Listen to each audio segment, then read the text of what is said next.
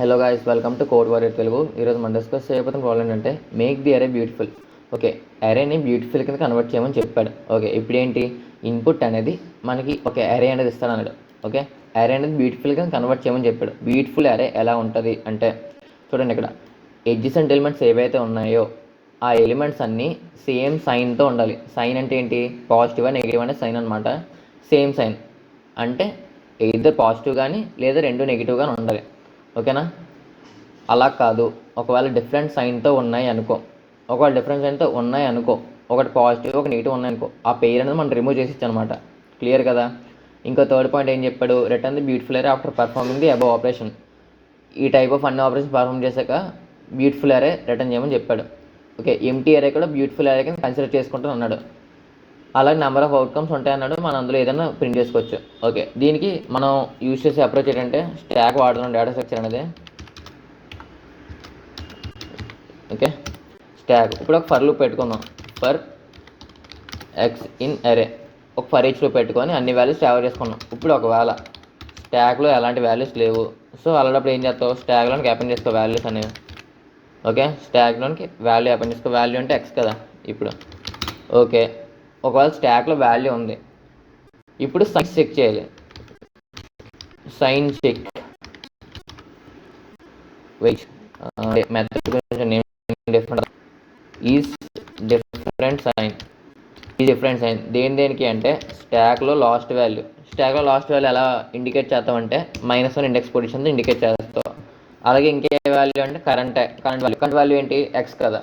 Okay, ఒకవేళ different sign అయితే true return చేస్తుంది ఈ మెథడ్ అనేది. ఓకేనా? ఇప్పుడు ఆ మెథడ్ అనేది రాద్దాం. డెఫ్ is different sign. Okay, is different sign A comma B. Clear కదా? Okay, is different sign A comma B.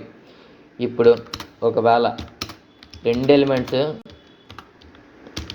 <0 ఉంటే, అంటే రెండు నెగిటివ్ వాల్యూస్ అయితే అప్పుడు అది డిఫరెన్స్ అని అవుతుందా అంటే అవ్వదు.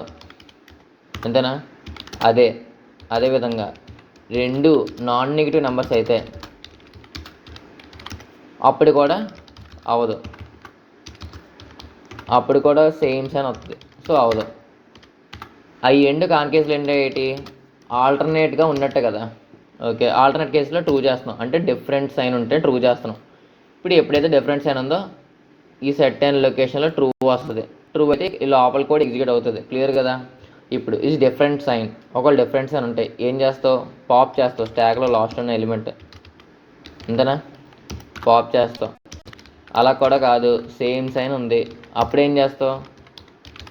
చేయడానికి ఏముంది, ఇంకా పుష్ అపెండ్ చేసాను డైరెక్ట్గా వాల్యూ అనేది. ఓకే, క్లియర్ కదా? ఫైనల్గా ఏం రిటర్న్ చేస్తావు? స్టాక్. మనకి అన్ని ఆపరేషన్ పర్ఫామ్ అయిపోయాయి. గైస్, ఎక్స్ప్లెనేషన్ నచ్చితే లైక్ చేయండి. ఓకే, ఇంకేదో మిస్టేక్ ఉందనుకుంటే చూద్దాం ఒకసారి. మిస్టేక్ ఏంటంటే ఇక్కడ నాట్ స్టాక్ అని పెట్టాలి. ఒకవేళ స్టాక్ అనేది ఎంటీ అయ్యి ఉంటాయి అని చెప్పేసి అప్పుడు ఇండికేషన్ అనమాట. ఓకే, అలా గాయస్ ఇంకో మిస్టేక్ ఏంటంటే గ్రేటర్ దాన్ ఆర్ ఈక్వల్ 0 పెట్టాలి ఇక్కడ. సో అదే మిస్టేక్ అనమాట. చూద్దాం. ఓకే, సబ్మిట్ చేస్తాను. గాయస్, నా ఎక్స్ప్లెనేషన్ నచ్చితే లైక్ చేయండి. అలాగే మీ ఫ్రెండ్స్ ఎవరైనా డిఎస్ఏ స్టార్ట్ చేస్తే ఇప్పుడే షేర్ చేయండి గాయస్. ఓకే, ఇంకా మీ ఫ్రెండ్స్ ఎవరన్నా డిఎస్ఏ ప్లేలిస్ట్ బిగిన్ నుంచి అడ్వాన్స్డ్ వరకు నేర్చుకోవాలనుకుంటే మనం రీసెంట్గానే డిఎస్ఏ ప్లేలిస్ట్ స్టార్ట్ చేస్తాం మన ఛానల్లో. ఒకసారి వెళ్ళి చెక్ చేయండి. అండ్ అలాగే daily LeetCode and GFG updates కోసం మన ఛానల్ ఇప్పుడే ఫాలో చేయండి guys. That's it for today guys. Thank you.